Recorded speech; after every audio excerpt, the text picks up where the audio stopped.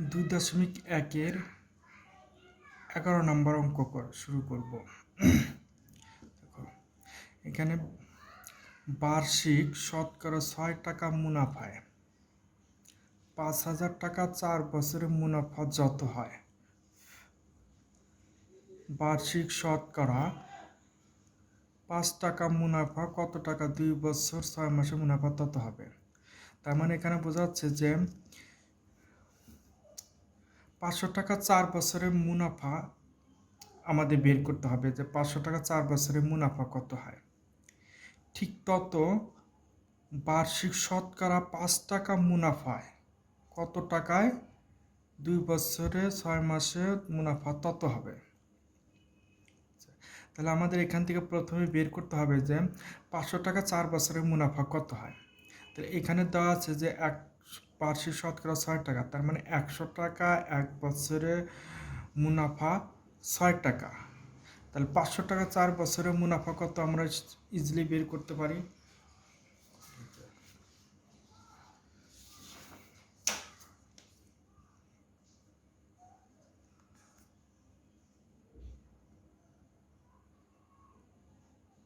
দুই 2.1-এর 11 নম্বর।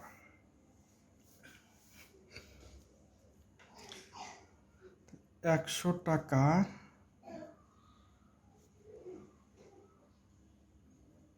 1 বছরে মুনাফা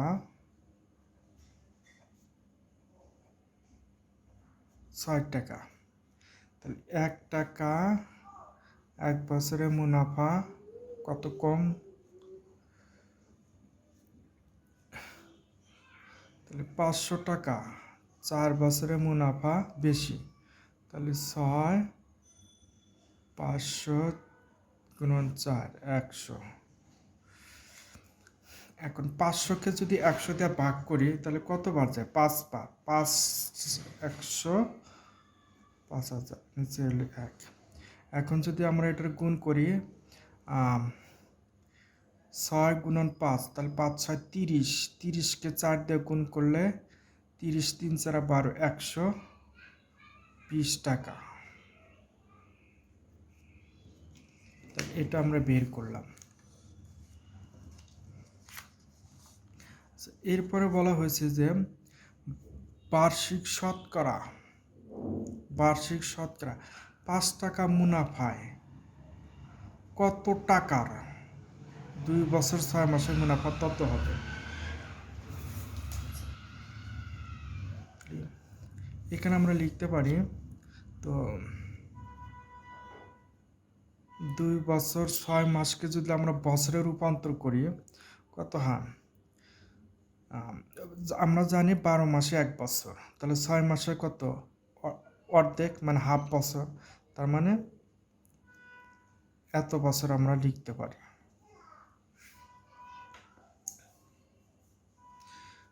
এখন আমরা লিখতে পারি, দেখো যে 100 টাকা 1 বছরের সুদ 5 টাকা। তাহলে 1 টাকা 1 বছরের সুদ কম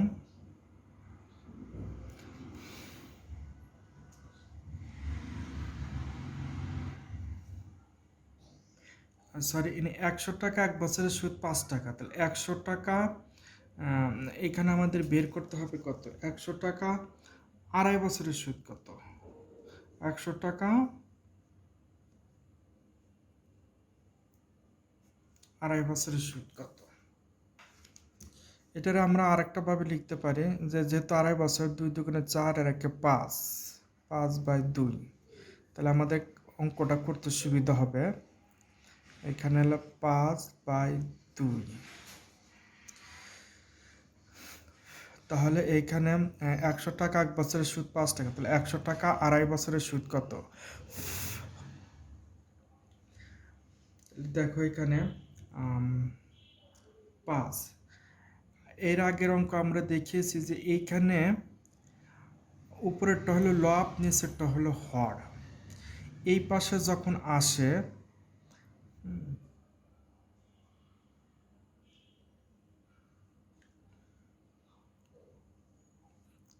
তখন কি হয়? তাহলে 5 গুণন 5 নিচে 2, তাহলে এখানে কত হয়? 5 5 25,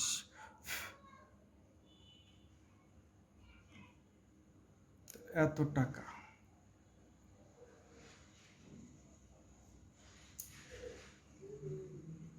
তাহলে এত টাকা যখন সুদ হয়, সরি, সুদ না, এটা হলো মুনাফা।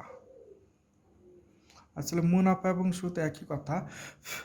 তো মুনাফা, তাহলে এত টাকা যখন মুনাফা হয় তখন আসল কত? 100 টাকা। তাহলে আমরা এখানে লিখতে পারি যে এত টাকা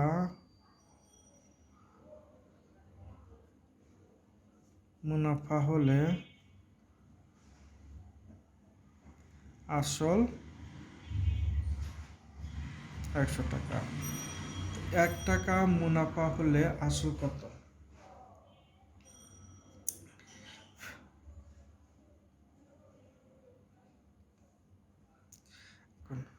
উপরে হইল লব, নিচে হইল হর। এইরকম সংখ্যা যদি থাকে এই পাশে আসলে তখন কি হয়ে যায়? হরটা উপরে চলে যায়, লবটা নিচে চলে আসে, অর্থাৎ উপরে যে সংখ্যাটা আছে সেটা নিচে আসবে, আর নিচে যে সংখ্যাটা আছে সেটা উপরে চলে যাবে। এটা হলো নিয়ম, রুল।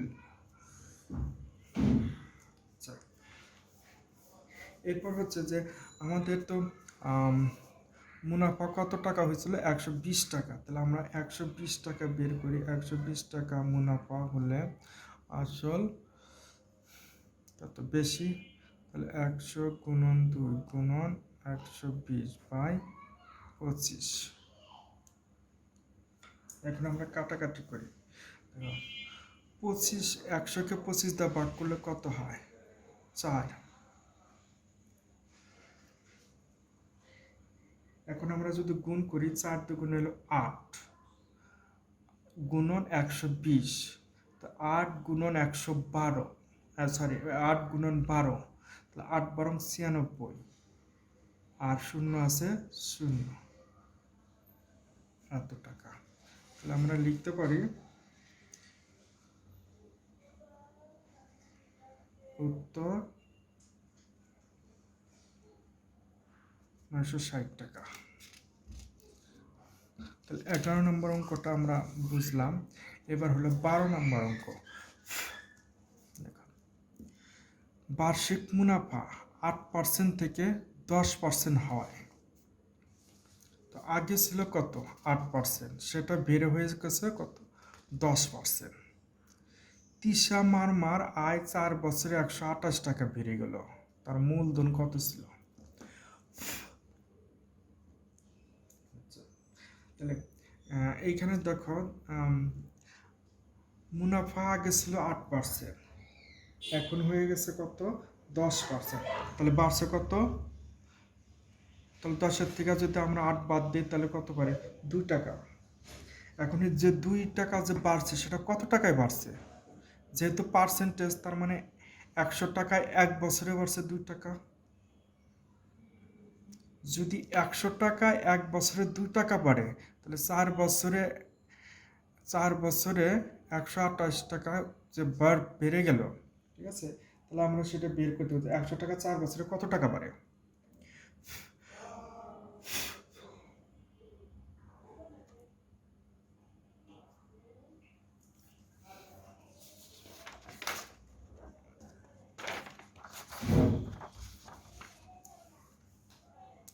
তাহলে আমরা করতে পারি 2.1-এর 12 নম্বর।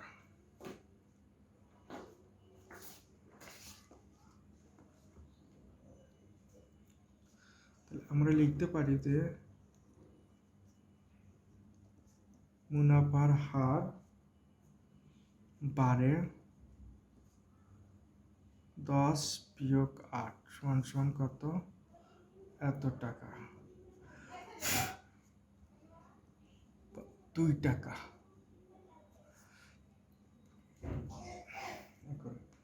তাহলে 100 টাকা 1 বছরে বাড়ে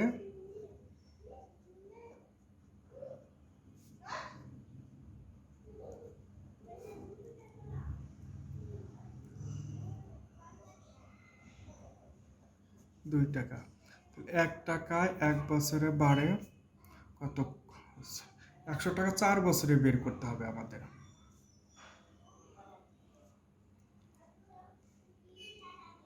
তাহলে 2 × 4 এত টাকা সমান সমান কত? 8 টাকা।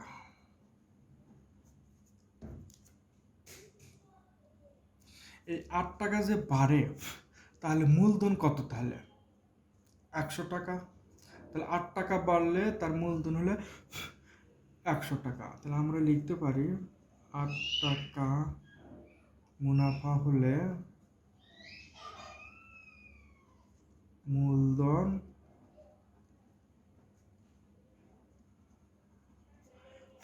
100 টাকা। 1 টাকা মুনাফা হলে মূলধন কত? কম। এবার হচ্ছে যে 128 টাকা মুনাফা হলে মূলধন 100 × 128 বিয়োগ 8 এত টাকা। তাহলে এটার আমরা যদি কাটাকাটি করি, 12-এর ভিতরে 8 কয়বার যায়? একবার। তাহলে 8 8। তো 12 থেকে যদি 8 বিয়োগ করি তাহলে কত থাকে? 4। তাহলে এখানে 4 আছে, তাহলে 4 আর এখানে 8, তাহলে 48। 48কে 8 দিয়ে ভাগ করলে কত হয়? 6 48, তাহলে 6। 16 × 100 তার মানে কত হয়? 1600, 1600 টাকা। তাহলে আমরা লিখতে পারি উত্তর 1600 টাকা। এবার 13 নম্বর অঙ্ক করি আমরা। এখানে লেখা আছে যে কোনো আসল 3 বছরে মুনাফা আসলে 1578 টাকা। তার বলছে নাকি 3 বছরে মুনাফা আসল, তার মুনাফা এবং আসল দুটো মিলে হয় 1578 টাকা, এবং 5 বছরে মুনাফা আসলে মিলে হয় 1830 টাকা। আসলে মুনাফার হার নির্ণয় করতে হবে। তাহলে দেখা যায় এখানে 5 বছরের মুনাফা আসল 1830 আর 3 বছরের মুনাফা আসল 1578। তাহলে 5 বছর থেকে 3 বছর যদি বিয়োগ করি তাহলে কত থাকে? 2 বছর। এবং এই মুনাফা আসল থেকে মুনাফা আসল যদি বিয়োগ করি তাহলে আমাদের মুনাফা আসলটা থেকে যাবে। তাহলে আমরা এইভাবে অঙ্কটা করতে পারি।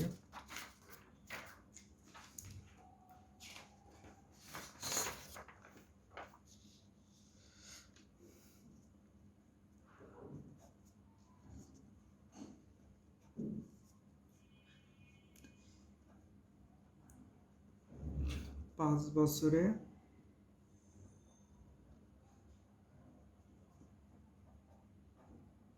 মুনাফা আসল কত? এখানে দেওয়া আছে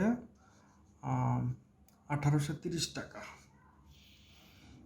সমান সমান 1830 টাকা। আবার 3 বছরের মুনাফা আসল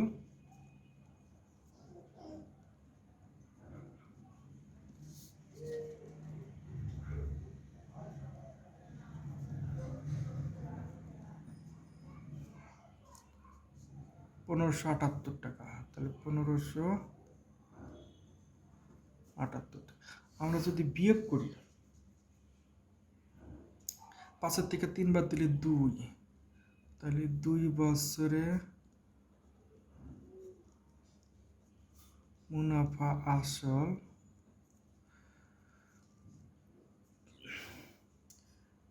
0 থেকে 8, তার মানে 10-এর থেকে 8 বাদ দিলে থাকে হলো 2, হাত রইল 1, 1 আর সাথে 8। 13 থেকে 8 বাদ দিলে থাকে হলো 5, হাত রইল 1, 1 আর 5-এ 6, 8 থেকে 6 বাদ দিলে থাকে 2, হাত রইল 1, 1 আর 1-এ 1 থেকে বিয়োগ করলে 0, এত টাকা। তাহলে 2 বছরের মুনাফা আসলে এত টাকা।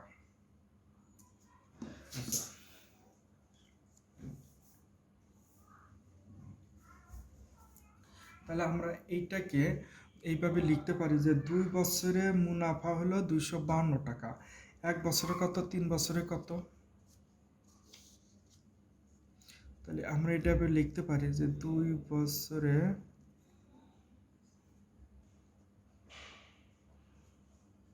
মুনাফা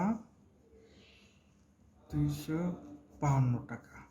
তাহলে 1 বছরে মুনাফা 252/2 এত টাকা। তাহলে 3 বছরে মুনাফা 252 × 3/2 এত টাকা। তাহলে এটাকে আমরা যদি কাটাকাটি করি,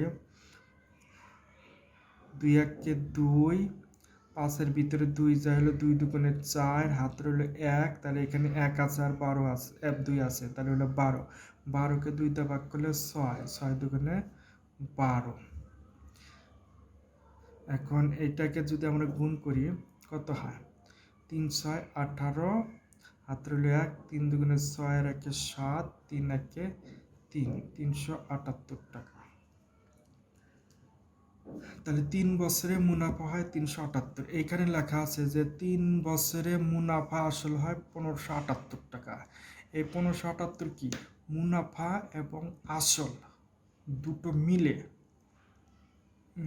তো এইখান থেকে যদি আমরা মুনাফা যদি বিয়োগ করে দিই, তাহলে আমার আসলটা বের হয়ে যাচ্ছে। তাহলে আমরা এনে লিখতে পারি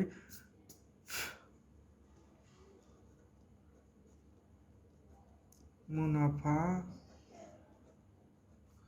আসল হলো 1578 টাকা। এইবার হলো মুনাফা আমরা পাইছি কত? 378। আমরা যদি বিয়োগ করি, মুনাফা নাম বিয়োগ, তার মানে আসল বিয়োগ করলাম, আসল থাকলো, বিয়োগ করলে 8-এর থেকে 8 বাদ দিলে 0, আর 7-এর থেকে 7 বাদ দিলে 0, 5-এর থেকে 3 বাদ দিলে 2, 1 আছে 1, 1200 টাকা। তার মানে আমাদের আসল বের হইল 1200 টাকা। আমরা আসল বের করলাম, মুনাফাও বের করেছি। এখন কিন্তু আমাদের বের করতে হবে কি? আমাদের বের করতে হবে হার, আসল ও মুনাফার হার নির্ণয় করা। হার মানে শতকরা নির্ণয় করতে হবে। তো আমরা আসল আর বের করেছি, এখন মুনাফার হার নির্ণয় করতে হবে। এখন এই যে 1200 টাকা, যে 378 টাকা যে মুনাফা হয় কয় বছর? 3 বছর। কত টাকায়? 1200 টাকায়। তাহলে আমরা এইভাবে লিখতে পারি যে 1200 টাকা 3 বছরে মুনাফা 378 টাকা। 1 টাকায় কত? 100 টাকায় কত? তাহলে আমরা ঠিক ওইভাবে লিখি যে 1200 টাকায় 3 বছরে মুনাফা কত? 378 টাকা। 1 টাকায় 1 বছরে মুনাফা কত? কম, তাহলে 378 1203 এত। এবার হলো 100 টাকা বের করতে হবে।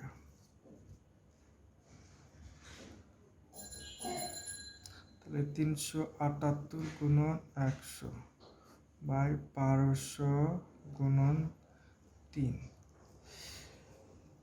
এখন 1200-কে 100 দিয়ে ভাগ করলে কত হয়? 12।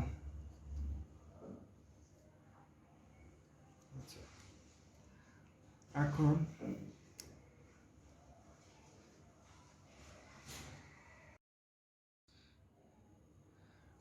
এটাও জোড় সংখ্যা, এটাও জোড় সংখ্যা। তাহলে আমরা কি করতে পারি? এটাকে 2 দিয়ে ভাগ করতে পারি।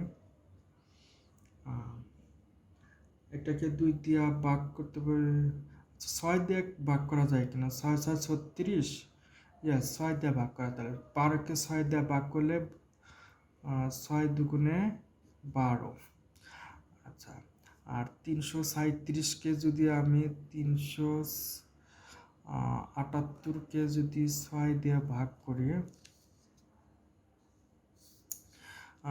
6 6 36, আর রইল 37 থেকে 36 বাদ দিলে 1, তাহলে 18। 18-কে 6 দিয়ে ভাগ করলে 3 6 18।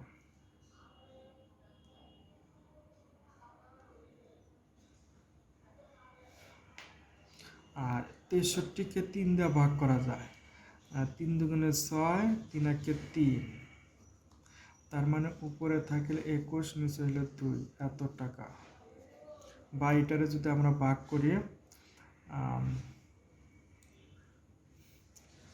এটারে লেখা যায় কত, 10, 1, 2, 10 দুগুণে 20 আর 1 21, এত টাকা।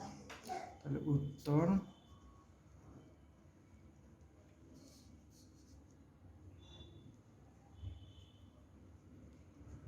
এত পার্সেন্ট। এটা আমরা 13 নম্বর অঙ্ক করলাম।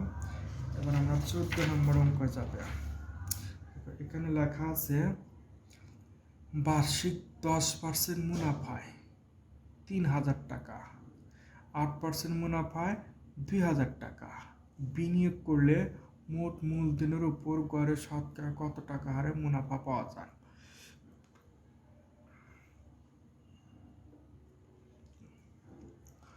এখানে বার্ষিক 10%, তার মানে 100 টাকা এক বছরে মুনাফা 10 টাকা। তাহলে 3000 টাকা এক বছরের মুনাফা কত আমরা বের করব। আবার 8% মুনাফা 2000 টাকা, তার মানে 100 টাকা এক বছরের মুনাফা 8 টাকা।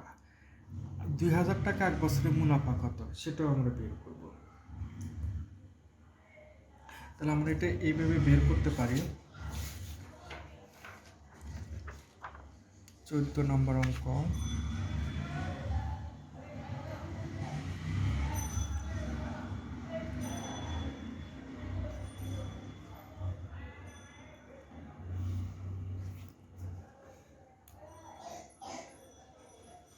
একশো টাকা এক বছরের মুনাফা 10 টাকা।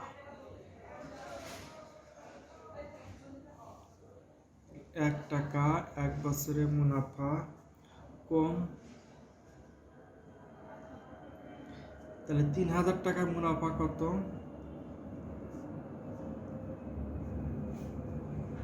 তাহলে 10 গুণন 3000, 100। 100কে 10 দিয়ে ভাগ করলে কত হয়, 10 10কে 100, আর 3 10 30, আর দুটো শূন্য আছে, দুটো শূন্য, তাহলে 300 টাকা সমান সমান 300 টাকা। আচ্ছা, এরপর হচ্ছে যে এটা আমরা বের করলাম কত, আর 10% মুনাফা 3000 টাকা। ঠিক তেমনি একই পদ্ধতিতে 8% মুনাফা 2000 টাকা আমরা বের করব। তাহলে আমরা এটা তারপরে বের করতে পারি যে 100 টাকায়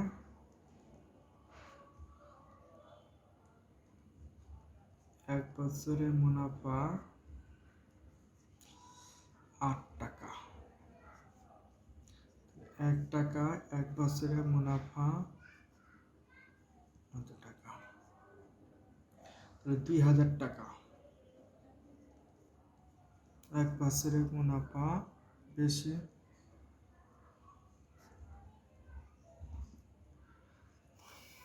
কারণ 2000কে 100 দিয়ে যদি আমরা ভাগ করি তাহলে কত পারছে, তাহলে 200কে 100 দিয়ে ভাগ করলে হয় 2, আর একটা শূন্য আছে 0, 8 দুগুণে 16, আর একটা শূন্য আছে 0, তাহলে 160 টাকা। তাহলে উত্তর আমরা লিখতে পারি এইভাবে যে এখানে হলো 160 টাকা আর এখানে কত 300 টাকা। তাহলে মোট মুনাফা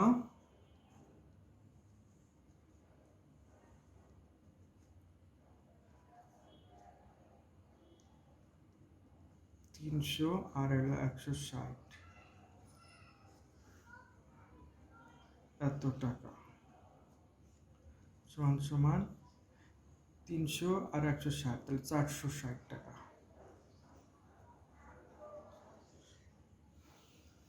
তাহলে মোট মূলধন তাহলে কত, এখানে মূলধন হলো 3000 টাকা আর হলো 2000 টাকা।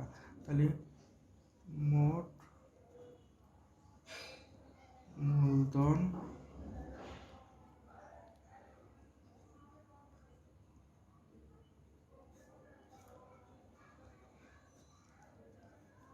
5,000 টাকা। আচ্ছা, এখন আমাদের কি বের করতে হবে, যে এই 5,000 টাকার এক বছরে মুনাফা হয় 460 টাকা। 1 টাকায় কত, 100 টাকায় কত, একটু বের করলে আমাদের অঙ্কটা হয়ে যাচ্ছে। তাহলে আমরা লিখতে পারি যে 5,000 টাকায় এক বছরে মুনাফা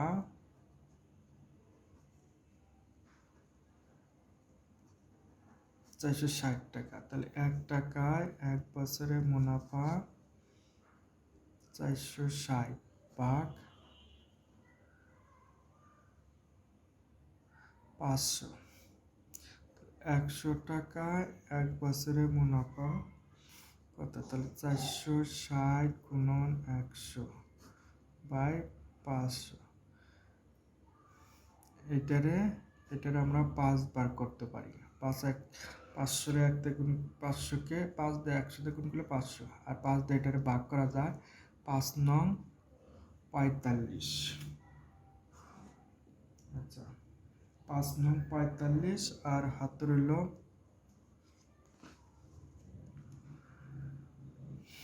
5 নং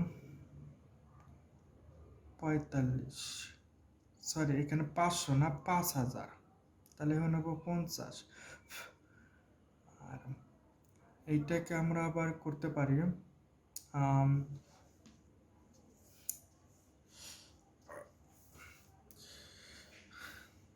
10 দিয়ে ভাগ করতে পারি, 5 10কে 50, আর হচ্ছে 10 দিয়ে ভাগ করলে হয় 46। তাহলে আমরা লিখতে পারি 46 ভাগ 5। তো 46কে 5 দিয়ে ভাগ করলে কত হয়, না দেখো এইভাবে লিখতে পারি 46 5 নং 45 1। এখন 5 1-এর ভিতরে যায় না, তাহলে দশমিক। আচ্ছা, দশমিকের পরিবর্তে একটা শূন্য, তাহলে 5 দুগুণে 10। তার মানে আমরা লিখতে পারি উত্তর 9.2% টাকা।